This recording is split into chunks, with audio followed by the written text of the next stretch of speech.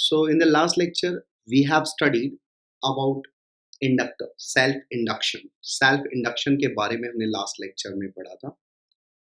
इस लेक्चर में हम लोग क्वेश्चन से स्टार्ट करेंगे। देखिए, हमने इंडक्टर के बारे में पढ़ लिया था लास्ट लेक्चर में। जो हमने इंडक्टर पढ़ा था, मैंने आपको बताया था सोलेनॉइड को ही हम लोग इंडक्टर बोलते हैं इलेक्ट्रिकल सर्किट में, ठीक है। और उसको जो रिप्रेजेंट करते हैं वो इस सिंबल से हम रिप्रेजेंट करते हैं, ठीक है। अच्छा, एक चीज और, इंडक्टर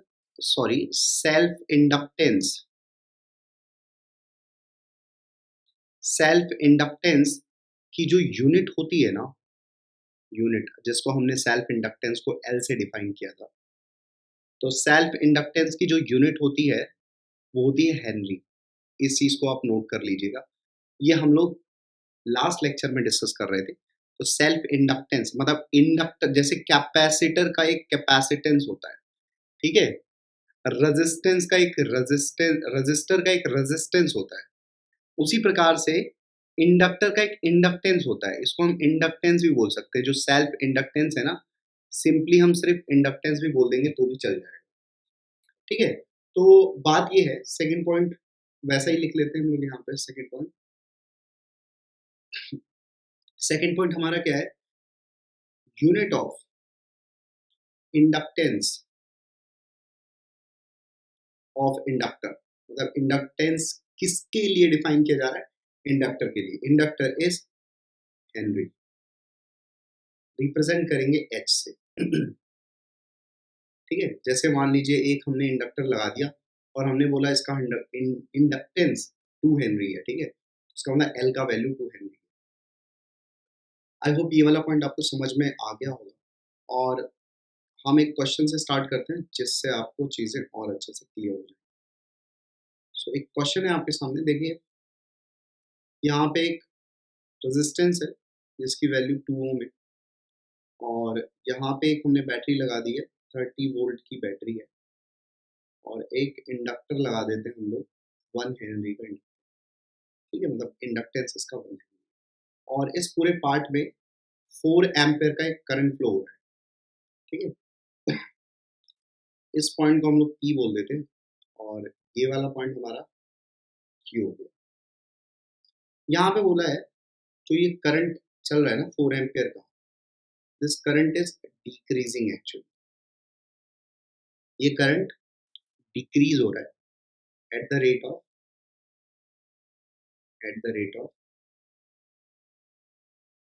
2 एम्पियर पर सेकेंड। इस रेट से डिक्रीज हो रहा है ये करंट, ठीक है। So we have to calculate Vp minus Vq। ये चीज हमें कैलकुलेट करनी है, P पॉइंट का पोटेंशियल और Q पॉइंट का पोटेंशियल का डिफरेंस, मतलब P और Q पॉइंट के बीच में पोटेंशियल डिफरेंस फाइंड आउट। ये हमारा क्वेश्चन, ओके। अब हम इसका सोल्यूशन कर लेते हैं। सो इसके सोल्यूशन पर आ जाते हैं। अब देखिए यहाँ पे P और Q के बीच में आपको पोटेंशियल डिफरेंस कैलकुलेट करना है, तो आपको क्या लगाना होगा, KVL from point two point लगाना होगा,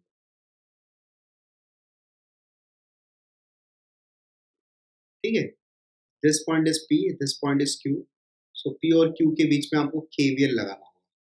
हमें क्या यूज करना है, KVL from P to Q, P से Q के बीच में KVL यूज करना पड़ेगा। तो लिखते हैं।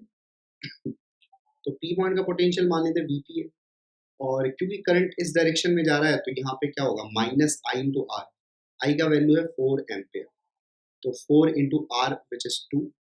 अब यहाँ से यहाँ जब ऐसे कूदेंगे तो माइनस से प्लस जा रहा है, इसका मतलब क्या हो जाएगा, प्लस 30, ठीक है।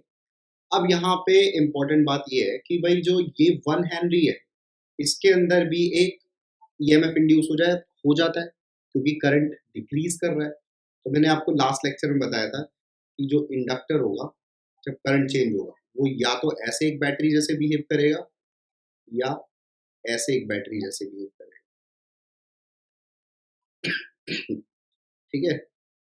मान लीजिए आई करंट जा रहा है, डायरेक्शन ये है, और यहाँ पे डिक्रीज कर रहा है। मान लीजिए यहाँ पे क्या कर रहा है, डिक्रीज कर रहा है। फॉर एग्जाम्पल और सेकंड वाले पॉइंट पे हम मान लेते हैं कि इंक्रीज कर रहा है, यहाँ पे इंक्रीज कर रहा है। ये पॉइंट को मैं दोबारा एक्चुअली बता रहा हूँ क्योंकि ये पॉइंट मैंने ऑलरेडी आपको समझा दिया है, ठीक है, ये पॉइंट ऑलरेडी मैंने आपको समझा दिया है।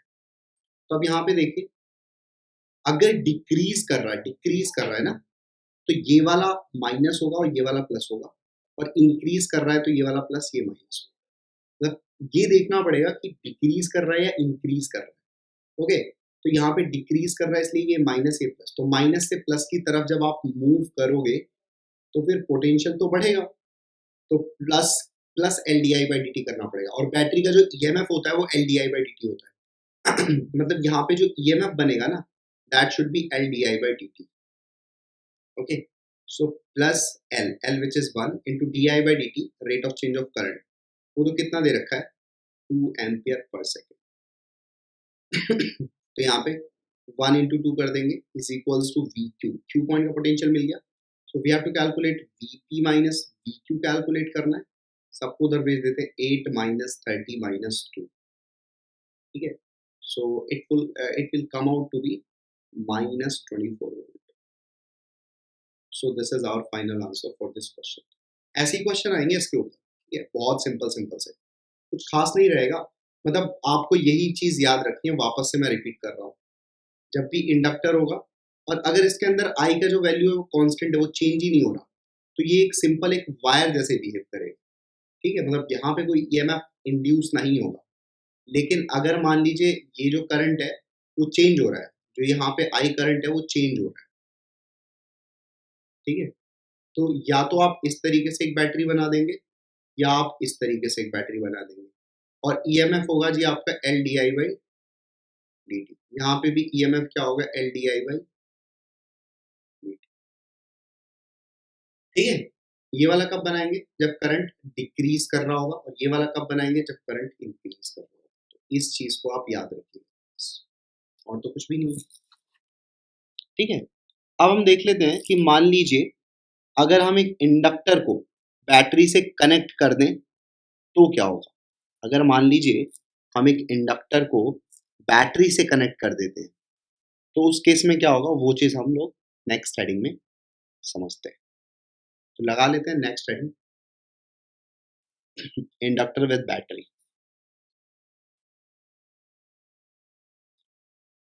सो हमारा नेक्स्ट हेडिंग है इंडक्टर विद बैटरी। बैटरी के साथ हम लोग इंडक्टर को देखेंगे, ओके। तो मान लेते हैं हमारे पास एक इंडक्टर है, ठीक है, जिसका इंडक्टेंस है एल, और हमने एक बैटरी लगा दी जिसका ईएमएफ हम लोग ई बोल देते हैं उसको। देखिए जैसे ही बैटरी को स्विच ऑन करेंगे ना, तुरंत यहाँ से करंट फ्लो करने लगे, और जैसे ही बैटरी स्विच ऑन होती है तो करंट पहले बढ़ता है और आफ्टर सम टाइम ये कांस्टेंट हो जाता है, क्योंकि स्टार्टिंग में तो जीरो होता है, जीरो से इसकी वैल्यू तक मैक्सिमम वैल्यू पहुंचती है, ठीक है। जीरो स्टार्टिंग में करंट जीरो होगा, उसके बाद धीरे धीरे मैक्सिमम वैल्यू पहुंच जाएगा, उसके बाद कांस्टेंट हो जाएगा, ठीक है। तो स्टार्टिंग में, in starting current will increase from zero to capital I बोल देते हैं मैक्सिमम, ठीक है। और इन बिटवीन हमने किसी टी टाइम पे पिक्चर बनाई है, और ये टी टाइम पे मतलब बीच में इसमें करंट आई पास होगा, ठीक है, ये मैक्सिमम करंट कैपिटल आई हो जाएगा। तो क्योंकि करंट इंक्रीज कर रहा है तो इसको हम प्लस बोलेंगे, इसको हम माइनस बोल देंगे, ओके। अब यहाँ पे हमें करना क्या है, हमें सिंपली हमें क्या यूज करना है, केवीएल।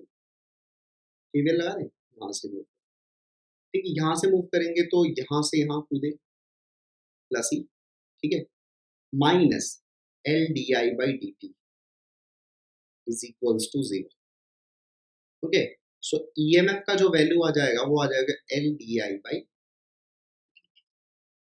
ठीक है।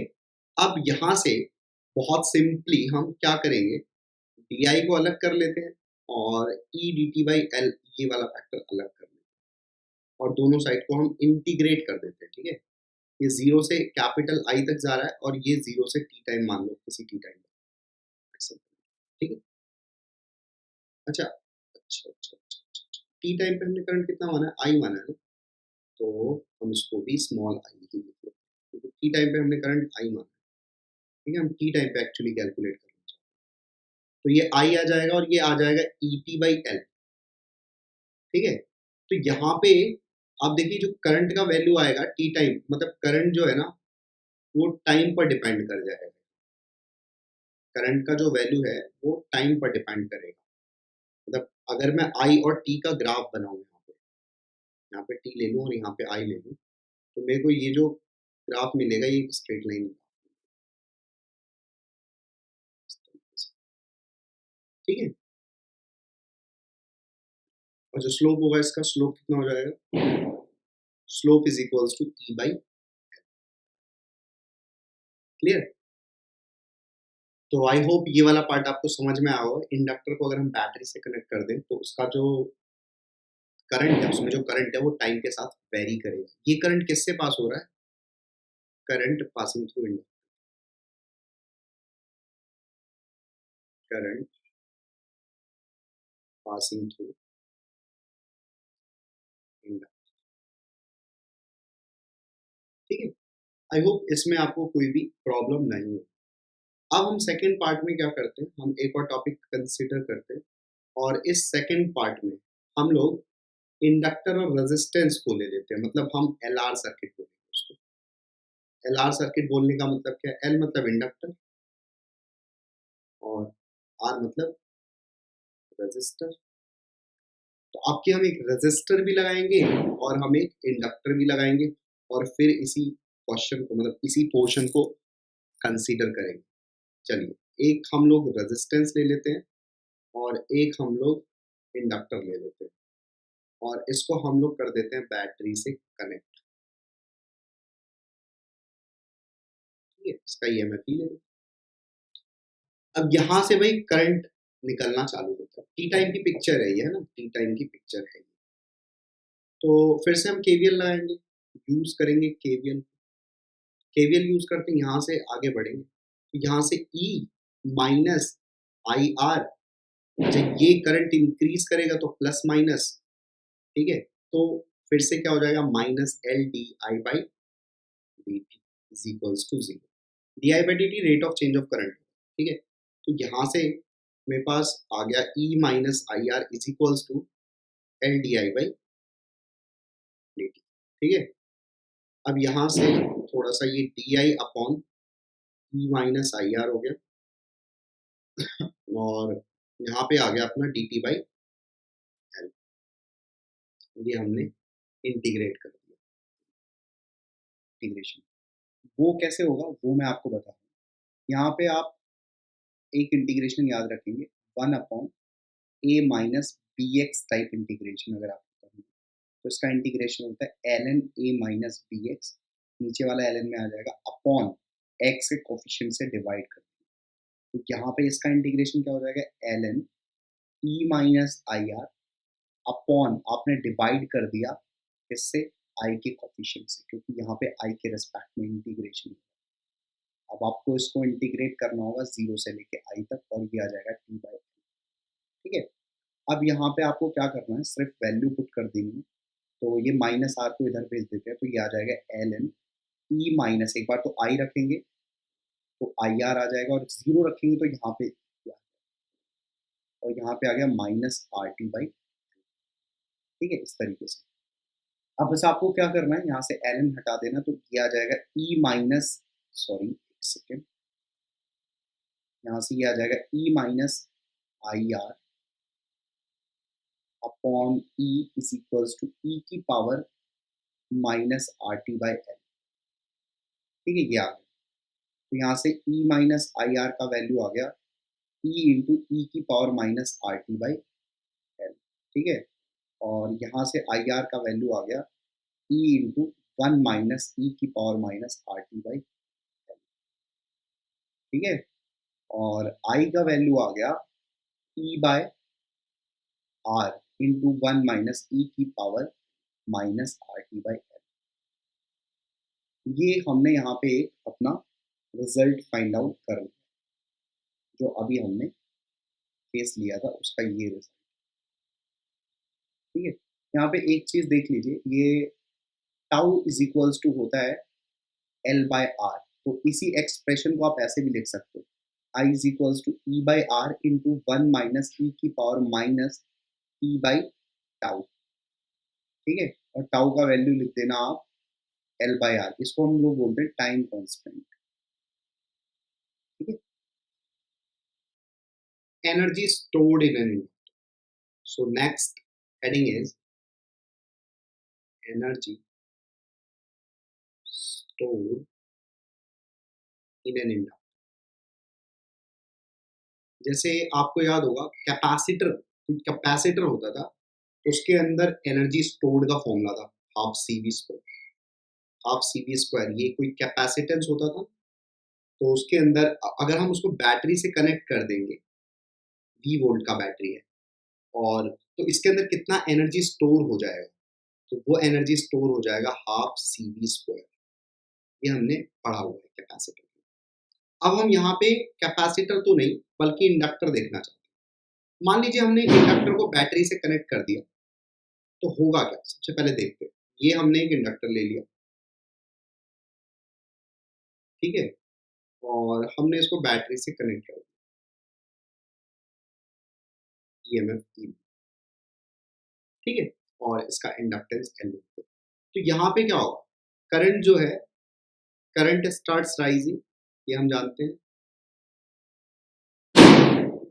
Current starts rising from 0 to maximum current is high.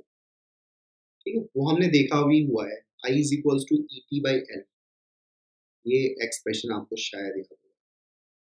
ठीक है, अब करंट राइज होना स्टार्ट होता है, मतलब यहाँ पे जो है ये इंडक्टर जो है हमारे पास, इसमें आई का वैल्यू बढ़ता है, मतलब राइज होता है। ठीक है, तो इसको हम प्लस बोलेंगे और इसको माइनस बोलेंगे। ये तो पार्ट आपको समझ में आ गया होगा। और यहाँ पे जो ईएमएफ इंड्यूस होगा, इसका ईएमएफ है ना, ये वाला ई नहीं है, ये इसके अंदर ईएमएफ है, इसको हम बोलेंगे L D I by D T, इतना। ठीक है, और इतना ईएमएफ इंड्यूस हो गया इस टाइम पे, और इस टाइम पे करंट कितना जा रहा है, आई। तो इस टाइम पे पावर सप्लाइड अगर आपसे पूछा जाएगा, power supplied to inductor at T time, ये टी टाइम का पिक्चर है, ये टी टाइम का पिक्चर एट टी टाइम, इस टाइम पे कितना पावर सप्लाई हो रहा है, तो क्या होता है, EMF is L, E into I होता है ना, वी इंटू आई होता है ना पावर सप्लाई। तो यहाँ पे ये जो ईएमएफ है, एक सेकेंड, इसको हम ई बोल रहे हैं, मतलब जो करंट पास हो रहा है वो कितने पोटेंशियल डिफरेंस से पास हो रहा है, L D I by D T potential difference से पावर पास हो रहा है। पावर का फॉर्मूला क्या होता है, वी इंटू आई होता है ना, पोटेंशियल इंटू करंट होता है, तो पोटेंशियल इंटू करंट का फॉर्मूला लगा दें यहाँ पे। तो पोटेंशियल इंटू करंट का जब आप फॉर्मूला लगाओगे यहाँ पे, तो आपको क्या मिलेगा, potential is L D I by D T, जहाँ से वो करंट पास हो रहा है, इंटू आई। तो यहाँ पे जो पावर सप्लाइड हो गया, पी इज इक्वल्स टू क्या आ गया, L I into D I by D T. ठीक है, ये पावर सप्लाइड आ गया। ओके, इतनी पावर सप्लाई हो रहा है एट टी टाइम। ये कब की बात हो रही है, eight T time, T time. अब हम ये सोचते हैं कि भाई टी टाइम पे हमने पावर तो कितनी सप्लाई हो रही वो तो निकाल दिया, अब हम T plus D T time की पिक्चर बनाते हैं, मतलब डी टी टाइम बाद।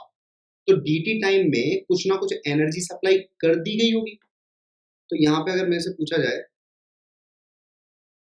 Energy supply to inductor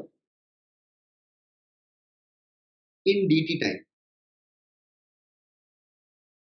D T time में कितना एनर्जी सप्लाई किया गया, उसको हम ई बोल दे रहे हैं, और ई क्या हो जाएगा, P D T, power into time.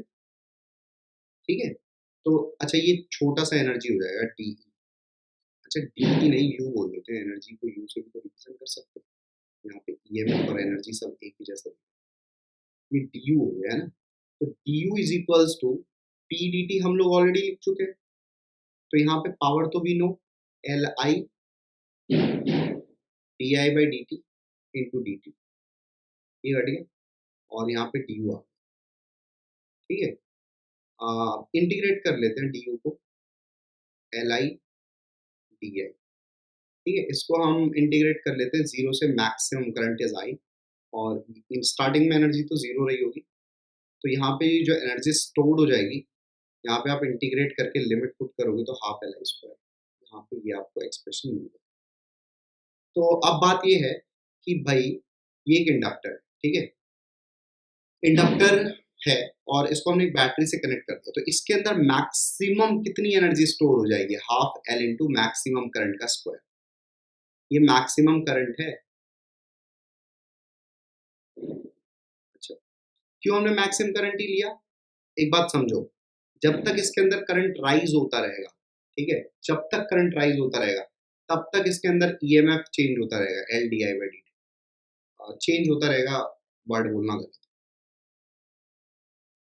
मतलब क्या है कि जब इसके अंदर करंट चेंज होना बंद हो जाएगा तो ये एक स्ट्रेट वायर जैसे बिहेव करेगा, फिर है ना, इसके अंदर जो एनर्जी स्टोर होनी हो चुकी होगी वो हो गई होगी, है ना, बात समझ में आई। और जब तक इसके अंदर करंट कांस्टेंट नहीं होगा तब तक एनर्जी चेंज होती रहेगी, ठीक है, क्योंकि जो एनर्जी सप्लाई है वो तो करंट पर डिपेंड कर रहा है, तो जो मैक्सिमम एनर्जी सप्लाई है वो इतना, मतलब आपको ये याद रखना है, याद क्या रखना है कि आपके पास कोई इंडक्टर है जी, एल उसका इंडक्टेंस है, तो इसके अंदर एनर्जी स्टोर कितना होगा, half L into I square, आई क्या है, मैक्सिमम करंट,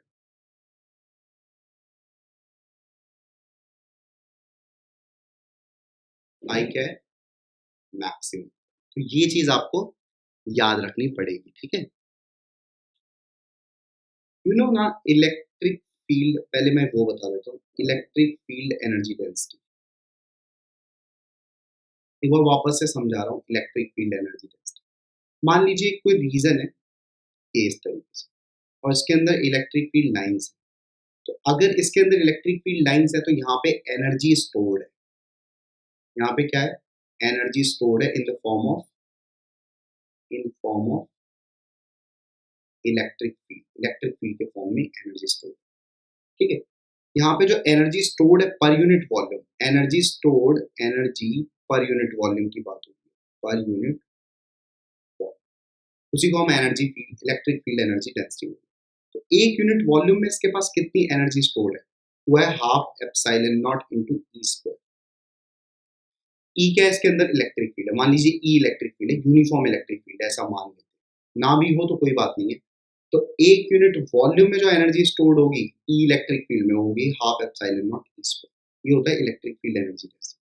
उसी प्रकार से ना मैग्नेटिक फील्ड एनर्जी डेंसिटी भी होता है, du by dv, मतलब energy per unit volume is equals to B square upon 2 mu naught, ये आपको याद रखना है, मैग्नेटिक फील्ड एनर्जी डेंसिटी का फॉर्मूला। ये क्या होगा, energy stored in form of magnetic field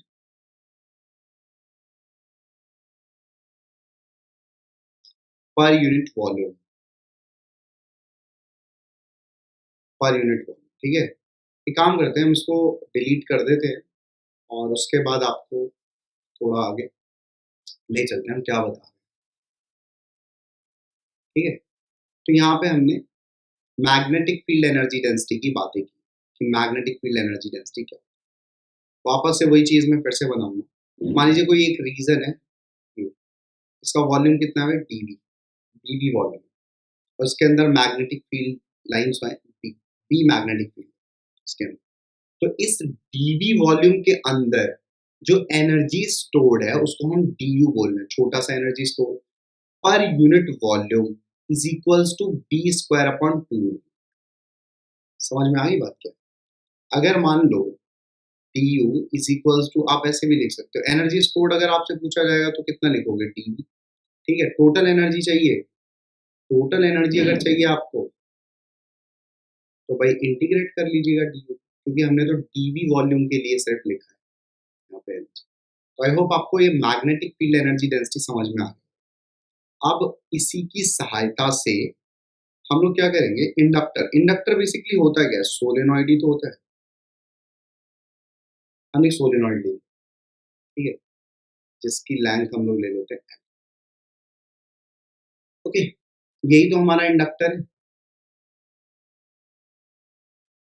अब हमें क्या करना है, बहुत सिंपल। अब देखिए हमें एक यूनिट वॉल्यूम ले ली, फिर से लिखना है D U by D V कितना होता है, B square upon two mu naught. और बी स्क्वायर की वैल्यू क्या है, mu naught into N I है, ये तो आप जानते हैं। ठीक है, तो हो जाएगा mu naught square N square I square upon two mu, ये कट जाएगा। ठीक है, तो यहाँ से आ गया D U by D mu naught N square I square upon two. ठीक है, ये D U by D V आ गया। अब डी यू का वैल्यू क्या हो जाएगा, इंटू डी वी। अब मेरे को टोटल एनर्जी चाहिए,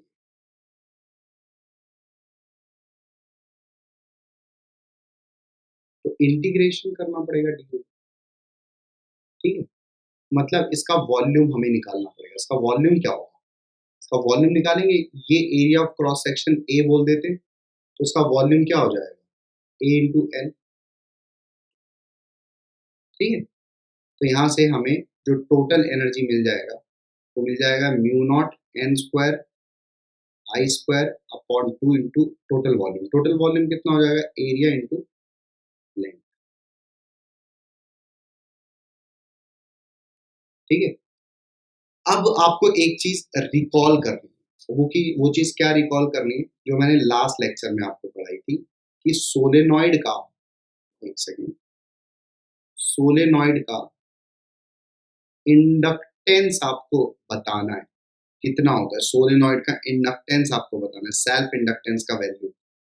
आप सोचो, आपको याद हो तो, सोलेनॉइड का self inductance L is equals to क्या होता है, mu naught capital N square into area upon L, ये होता है। ठीक है, तो यहाँ से हम क्या कर लेते हैं, टोटल एनर्जी का जो फॉर्मेट है उसमें हम स्मॉल एन की जगह capital N square by L square रख सकते हैं, इंटू आई स्क्वायर। ठीक है, upon two into A into L, ये एल कट जाएगा। ठीक है, ये mu naught N square A by L, ये जो मिल रहा है हमें, यहाँ पे हम एल रख सकते हैं, capital L, into I square by two. ठीक है, यू। अब ये यू आ गया हमारा। अब तुम्हें ऐसा नहीं सोचना है ये भाई स्मॉल आई क्यों है, कैपिटल आई क्यों है ना, हमने इसमें जो करंट पास होता हुआ माना है वो स्मॉल आई ही माना है। अगर आप कैपिटल आई मानोगे तो आपको फिर यही formula U is equals to half L I square मिल जाएगा। ठीक है, तो एक और तरीका मिल गया इसको प्रूव करने का, total energy stored in the inductor. ठीक है, तो दो तरीकों से हमने इसको प्रूव कर लिया है। अल्टीमेटली आपको करना क्या है, ये आपके पास एक इंडक्टर है, ठीक है, और इसके अंदर जो एनर्जी स्टोर होती है half L into I square होती है। आई क्या है इसके अंदर, पास होने वाला करंट। बहुत सिंपल, आई क्या है इसके अंदर, पास होने वाला करंट। ठीक है, बस इतनी बात आपको याद रखनी। अगर आपके पास मान लीजिए कोई इंडक्टर है और आपने इसको बैटरी से लगाया, ठीक है, तो उसके अंदर मान लीजिए आई करंट फ्लो हो रहा है at a certain point of time, कि आई करंट फ्लो हो रहा है, और आपने इस इंडक्टर को निकाल के, है ना, इंस्टेंटली आपने इस इंडक्टर को निकाल के किसी एक रेजिस्टेंस से कनेक्ट कर दिया। ठीक है, इस इंडक्टर को निकाल के आपने किसी रेजिस्टेंस से कनेक्ट कर दिया, तो जस्ट आफ्टर कनेक्शन इसके अंदर तब भी करंट आई ही फ्लो करता रहेगा। ये एक इंपॉर्टेंट लाइन है यहाँ से जो मैं आपको बता रहा हूँ।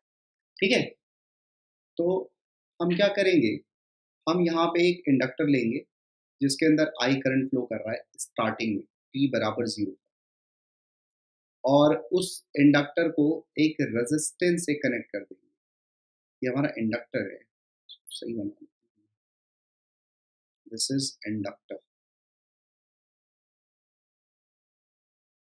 ठीक है, और इसको हमने एक रेजिस्टेंस से कनेक्ट कर लिया, t बराबर 0 की पिक्चर है ये। आफ्टर सम टाइम होगा क्या, आफ्टर सम टाइम इस इंडक्टर के अंदर करंट का वैल्यू डिक्रीज होने लगेगा, और किसी टी टाइम पर इसके अंदर जो करंट का वैल्यू है वो मान लेते हैं आई हो गया। क्यों डिक्रीज होने लगेगा, as R will absorb the energy, मतलब जो resistance है वो energy absorb करेगा, will absorb energy to convert in heat energy, to convert it into heat energy। ठीक है भाई, तो रेजिस्टेंस एब्जॉर्ब करेगा एनर्जी, तो यहाँ पे करंट का वैल्यू डाउन होने लगेगा। तो हम क्या करते हैं, हम टी टाइम पर एक पिक्चर बनाई है हमने, और क्योंकि यहाँ पे करंट का वैल्यू डिक्रीज हो रहा है, तो ये वाला हमारा माइनस एंड हो जाएगा और ये वाला प्लस एंड हो जाएगा, और करंट ऐसे ट्रेवल कर रहा है, तो हम इस तरीके से केवीएल लगा देते हैं। तो यहाँ से यहाँ जाएंगे तो L D I by D T minus I R is equals to zero, ये लिख देंगे।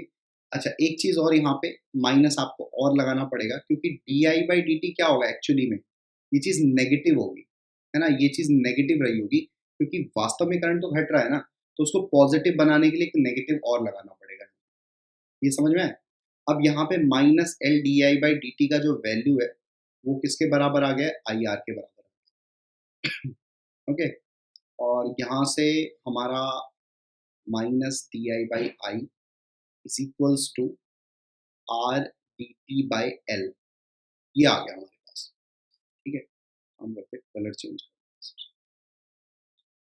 ये आ गया हमारे पास। अब हम थोड़ा इंटीग्रेट कर लेते हैं, यहाँ पे minus D I by I is equals to R D T by L, इसको हम इंटीग्रेट कर लेते हैं।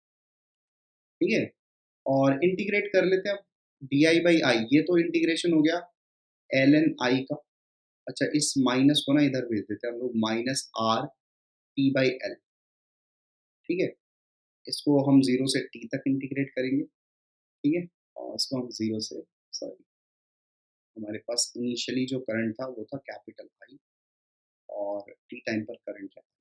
ठीक है, तो हम यहाँ पे लिमिट पुट कर देते हैं आई से स्मॉल आई, तो एक बार तो आई रख देते हैं माइनस एल एन आई। ठीक है, अच्छा, माइनस को इधर ही रख देते हैं, ये वाला माइनस इधर ले आए, तो इधर हो जाएगा आर टी बाई। अब यहाँ पे हमारे पास कितना आ जाएगा, L N capital I minus L N small I is equals to R T by. ठीक है, अब ये कितना आ जाएगा, L N capital I by small I is equals to R T by L, इतना आ गया। ठीक है, निकाल लेते हैं यहाँ से, पलट देते हैं चाहे तो, आई बाई आई कितना हो जाएगा, ई की power minus R T by L. अच्छा, माइनस क्यों आ गया समझ में आया ना, ये small I by capital I लिखा है मैंने, तो स्मॉल आई का वैल्यू क्या आ गया, कैपिटल आई इंटू ई की power minus R T by L.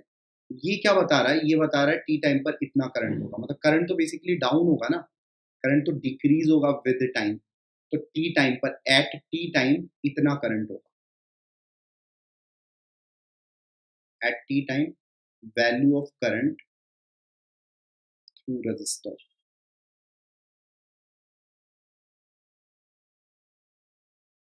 Through register, register से किसी टी टाइम पर इतना करंट पास होगा, ये यहाँ पे कवर कर दिया गया है।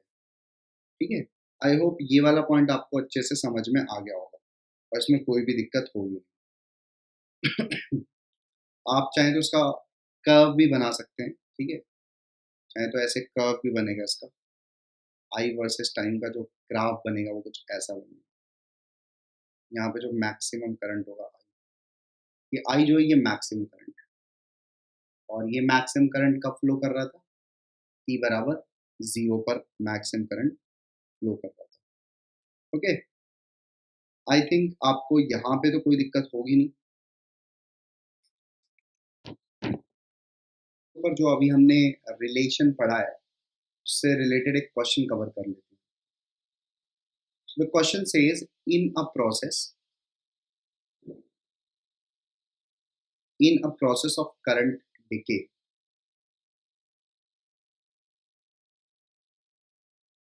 in a process of current decay in an inductor, if in time t current falls to current falls to eta times, eta की वैल्यू जो है वो 1 से छोटी है, द इनिशियल वैल्यू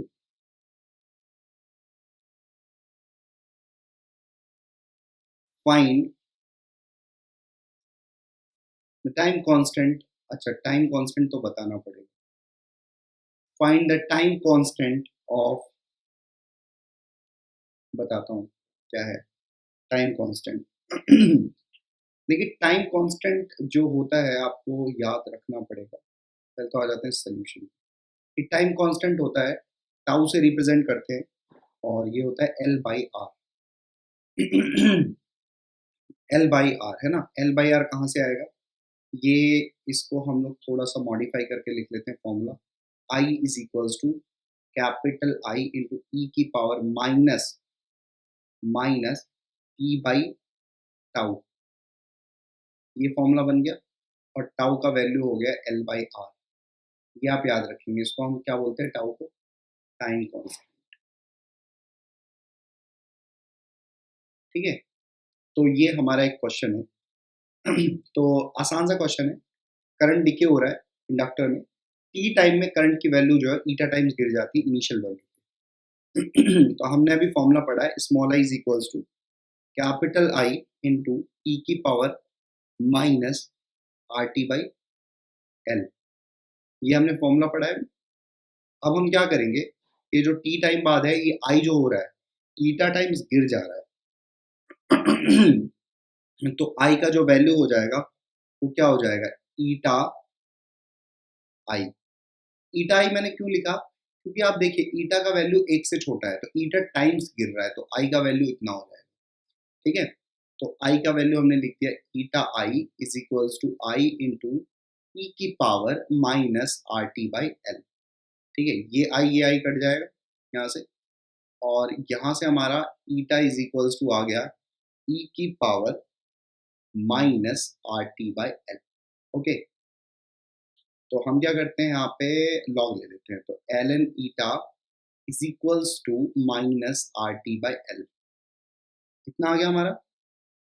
ओके, अब यहाँ से ये वाला माइनस को इधर ले आओ, तो माइनस एल एन ईटा हो जाएगा, और ये आ जाएगा आर टी बाई एल।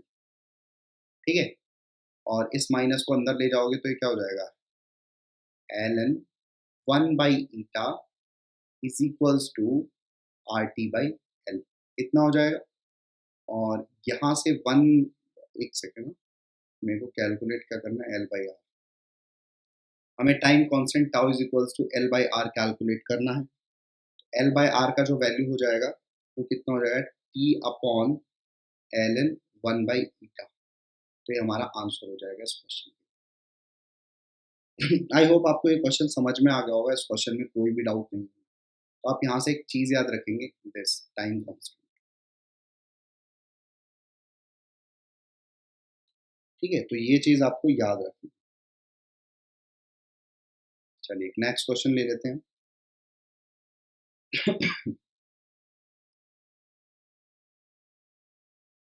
सो हमारा अगला क्वेश्चन है, in the circuit shown in figure,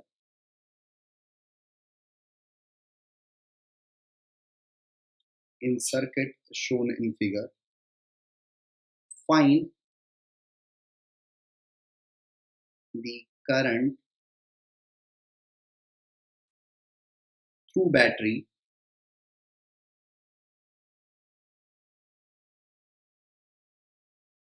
find the current through battery just after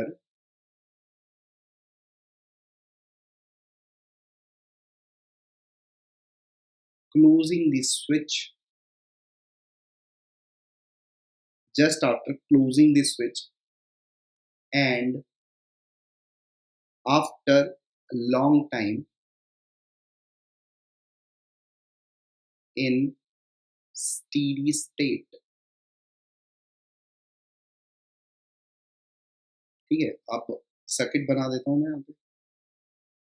ये रेजिस्टेंस है, यहाँ पे एक बैटरी लगी है जिसका ईएमएफ ई है, और ये एक स्विच है, फिर से एक रेजिस्टेंस है जिसका रेजिस्टेंस R है, और यहाँ पे एक इंडक्टर लगा, यहाँ पे भी एक रेजिस्टेंस है। ठीक है, तो आप क्वेश्चन देखिए एक बार, क्वेश्चन में क्या लिखा है पहले उसको समझने की कोशिश करिए। क्वेश्चन में लिखा है circuit shown in figure, find the current through battery just after closing the switch. तो दो केस हैं, पहला केस में हमसे बोल रहा है जस्ट आफ्टर बताना है आपको, और सेकंड केस में हमें बोल रहा है long time, after long time. तो दो केस है हमारे लिए यहाँ पे, तो जस्ट आफ्टर बताना है और एक लॉन्ग टाइम पे। तो एक बात याद रखिएगा, जस्ट आफ्टर में इंडक्टर को क्या करना है, मैं क्वेश्चन में थ्योरी भी बता रहा हूँ। जब भी जस्ट आफ्टर का केस आ जाए तो एक इंडक्टर को आपको रिप्लेस कर देना है एक ओपन वायर के साथ। क्या? ओपन वायर के साथ। और आफ्टर लॉन्ग टाइम एक इंडक्टर को आपको रिप्लेस कर देना है एक स्ट्रेट वायर के साथ। ओके, बात समझ में आई क्या बोला जा रहा है? सिंपल सी बात है, कुछ है नहीं खास। ठीक है, सिंपल सा बात बोल रहा हूँ, जब भी जस्ट आफ्टर का क्वेश्चन आएगा तो आपको क्या करना है, इंडक्टर को एक ओपन वायर के साथ रिप्लेस कर देना है, और जब लॉन्ग टाइम का केस आएगा तो एक इंडक्टर को एक सिंपल स्ट्रेट वायर के साथ रिप्लेस करना है। तो पहले हम लोग जस्ट आफ्टर वाला केस सॉल्व कर लेते हैं। जस्ट आफ्टर क्लोजिंग द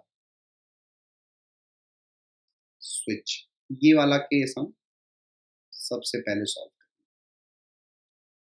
तो देखिए, ये रेजिस्टेंस ऐसे ही रखेंगे, यहाँ पे ये बैटरी ऐसे रखेंगे,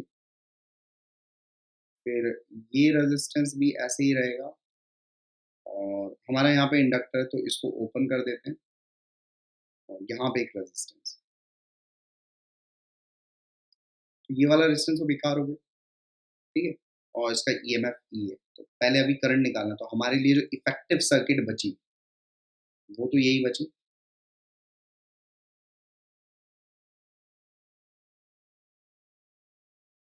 जो इफेक्टिव सर्किट बची वो तो यही बची। तो अब यहाँ पे तो सिंपल है करंट का वैल्यू निकालना, net EMF upon net resistance which is 2R। सो यहाँ पे तो करंट आ गया E/2R। ये तो पहला वाला पार्ट हो गया, जस्ट आफ्टर वाला केस हो गया। फिर सेकंड वाला केस हम सॉल्व कर लेते हैं। सेकंड में आफ्टर लॉन्ग टाइम बोला, after long time in steady state. तो बहुत देर बाद लॉन्ग टाइम स्टेडी स्टेट में आ जाएगा, उसकी बात कर रहा है।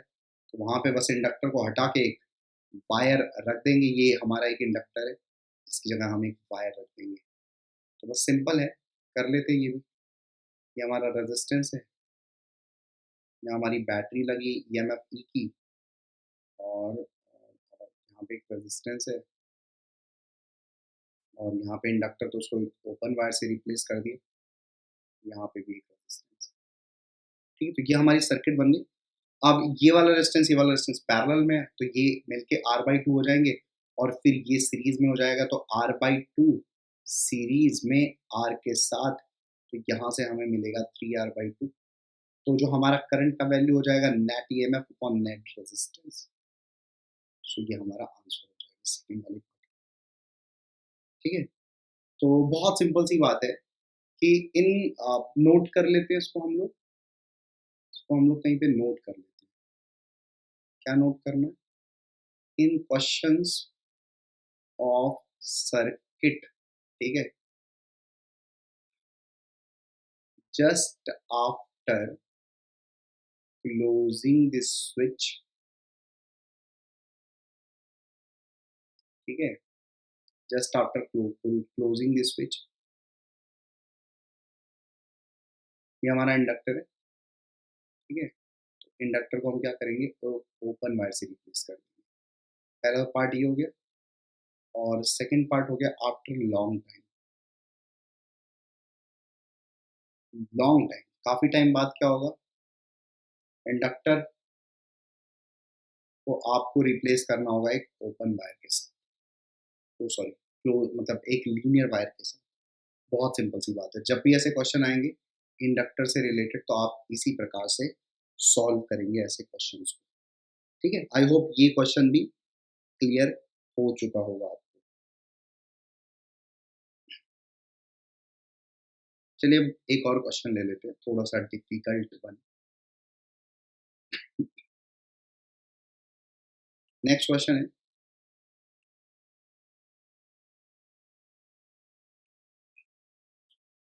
figure shows an active inductor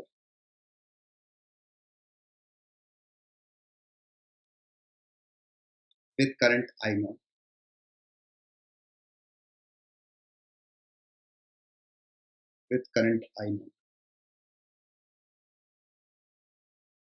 connected in series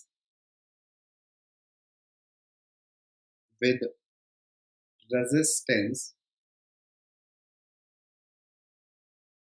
and battery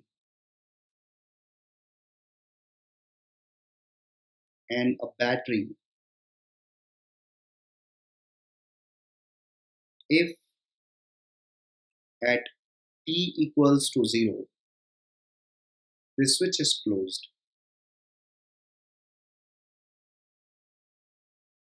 If at t equals to 0 switch is closed,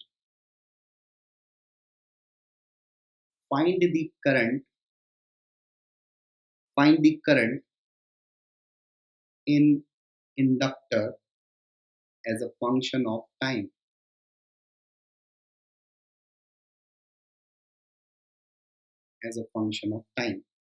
Okay, so the circuit diagram is given as this.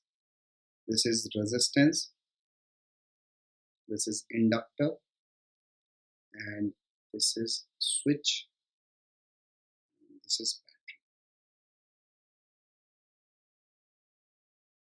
ठीक है। सो यहाँ पे देखिए आप सर्किट दी हुई है और बोला फिगर में एक एक्टिव इंडक्टर दिखाया गया जिसका इंडक्टेंस L है और इसके अंदर जो करंट फ्लो हो रहा है वो I0 करंट फ्लो हो रहा है इसके अंदर, सीरीज में कनेक्ट किया गया है with resistance and a battery. t बराबर 0 पर इस स्विच को हमने क्लोज कर दिया, बंद कर दिया। तो आपको क्या बताना, find the current in the inductor as a function of time. तो ठीक है, हम लोग क्या करते हैं, केवीएल लगा लेते हैं ना, केवीएल लगा लेते हैं तो आसान सा हो जाएगा हमारे लिए क्वेश्चन। अब देखिए ध्यान से, इसमें स्टार्टिंग में करंट I0 है, ठीक है, ये t बराबर 0 का पिक्चर है। हम लोग t बराबर 0 का पिक्चर नहीं, किसी t टाइम का पिक्चर बनाते हैं, ठीक है। सोल्यूशन में हम लोग किसी t टाइम का पिक्चर बनाते हैं, t टाइम का हम पिक्चर बना रहे हैं। यहाँ पे एक रेजिस्टेंस है और यहाँ पे एक इंडक्टर है L, यहाँ एक बैटरी है जिसका EMF है, ठीक है। तो ये t टाइम का पिक्चर है, मान लीजिए इसमें से I करंट फ्लो हो रहा है, ठीक। और अब हम KVL लगा रहे हैं यहाँ पे, तो यहाँ से यहाँ गुजर गए, यहाँ पे E माइनस IR, ठीक है। और यहाँ पे देखिए ये चीज कैसे करेंगे हम लोग, ये वाला एंड हमारा प्लस होगा, ये वाला एंड माइनस होगा, ठीक है। तो यहाँ पे आ जाएगा माइनस LdI/dt। क्यों ऐसा होगा, करंट तो राइज करेगा ना, बैटरी है, ओके। तो बहुत सिंपल सी बात है, इज इक्वल्स टू 0, ये कर दिया हमने। अब हमारे लिए फिर से यहाँ से इक्वेशन बन गई है, तो ये हमारे लिए आ गया है E minus IR is equals to LdI/dt, ठीक है। और यहाँ से हम थोड़ा सा मॉडिफाई कर लेते हैं चीज़ों को, di upon E minus IR is equals to dt/, ये इंटीग्रेट करना है अपने को। स्टार्टिंग में करंट इंडक्टर में कितना था, I0, और t बराबर t टाइम पे I 0 से t, ये इंटीग्रेट कर देना।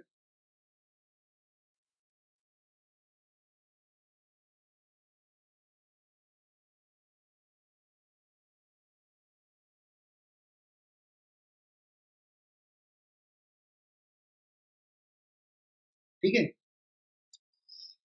ओके। अब यहाँ पे देखो इंटीग्रेट कर रहे हैं, तो ये इसका इंटीग्रेशन करेंगे तो क्या आ जाएगा, ln E माइनस IR, एक तो ये हो गया, और जब इंटीग्रेट करेंगे तो I का भी कोफिशिएंट हम लोग ले लेंगे, मतलब इसका जो इंटीग्रेशन होगा ना वो ये हो जाएगा। एक्चुअली में मैं आपको बता रहा हूँ, 1/a माइनस बी एक्स का इंटीग्रेशन जब आप करते हो तो ये आता है ln a minus B X, और जो x का कॉफिशिएंट होगा उससे डिवाइड कर देंगे माइनस बी। ठीक है, तो ये चीज़ याद रख सकते हो तुम। ठीक है, मैं यहाँ से निकाल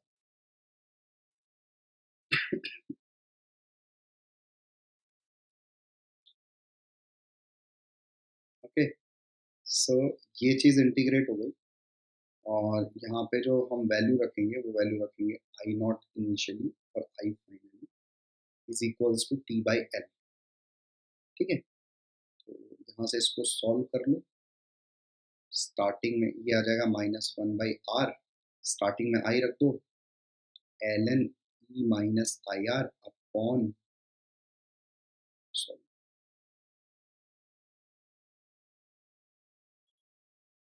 upon e minus I R. ठीक है, ये आ गया is equals to T by L. यहाँ तक कोई दिक्कत तो है नहीं।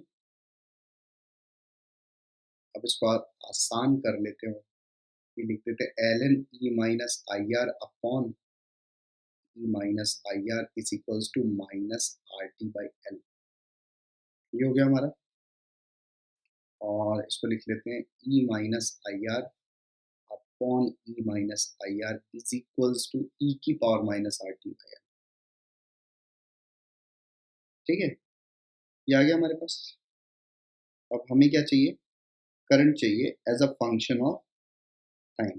तो हमें यहाँ पे करंट चाहिए as a function of time, तो यहाँ से आई का वैल्यू निकालना है, स्मॉल आई का वैल्यू निकालना है। ठीक है, तो बस आपको क्या करना है, फाइंड स्मॉल आई, वो हमारा आंसर हो जाएगा, और ये काम आपके लिए। इस क्वेश्चन देख लेते हैं। Figure shows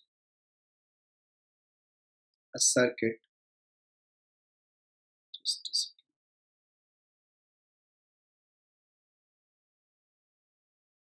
figure shows a circuit in which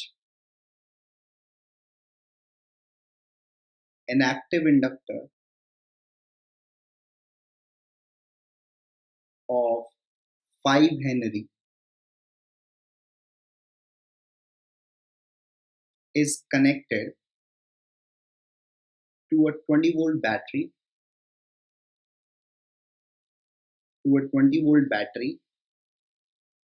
and a fuse of rating 30 ampere if switch is closed at t equals to 0.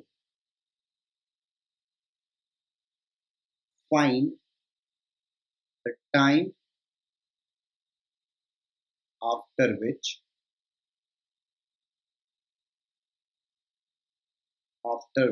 fuse will blow up.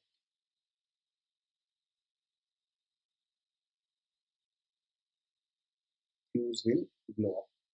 अब इसका जो सर्किट डायग्राम अपने को दिया है तो ये दिया है, देखिए यहाँ पे एक फ्यूज लगाया हमने इस तरीके से, और एक 20 वोल्ट का बैटरी है हमारे पास, और एक 5 हेनरी का इंडक्टर लगा दिया गया। ठीक है, और यहाँ पे एक स्विच लगा दी गई जिसको हमने क्लोज कर दिया है टी बराबर सी। ठीक है, तो क्वेश्चन आपके सामने, आप समझ गए होंगे क्वेश्चन। तो 30 एम्पियर से ज़्यादा करंट अगर गया फ्यूज के अंदर तो वो फिर बेकार हो जाएगा, मतलब ब्लो अप कर जाएगा। तो इस क्वेश्चन को अब हमें सॉल्व करना है। यहाँ पे एक इंडक्टर को एक बैटरी से कनेक्ट किया गया है, वहाँ पे जो करंट का फॉर्मूला होता है वो आई होप आपको याद होगा, ई टी बाई एल, ये मैंने लिखा है। ठीक है, जब एक इंडक्टर बैटरी से जुड़ा होता है, तो यहाँ पे फ्यूज है हमारा। ओके, तो अब हम क्या करेंगे, जो आई का वैल्यू है हमारा ई टी बाई एल, तो मैक्सिमम करंट ज़्यादा से ज़्यादा कितना फ्यूज में चला जाए, है ना, जिसके बाद वो ब्लास्ट मतलब फ्यूज ब्लो अप कर जाएगा 30 एम्पियर। सो यहाँ पे आई का वैल्यू 30 रख दीजिए, और ई का वैल्यू ऑलरेडी 20 है, अपॉन एल का वैल्यू 5 है, टी निकल जाएगा यहाँ से। तो यहाँ से टी का वैल्यू आ गया विच इज 30/4, 7.5 सेकेंड। तो ये हमारा आंसर है इस क्वेश्चन। ओके।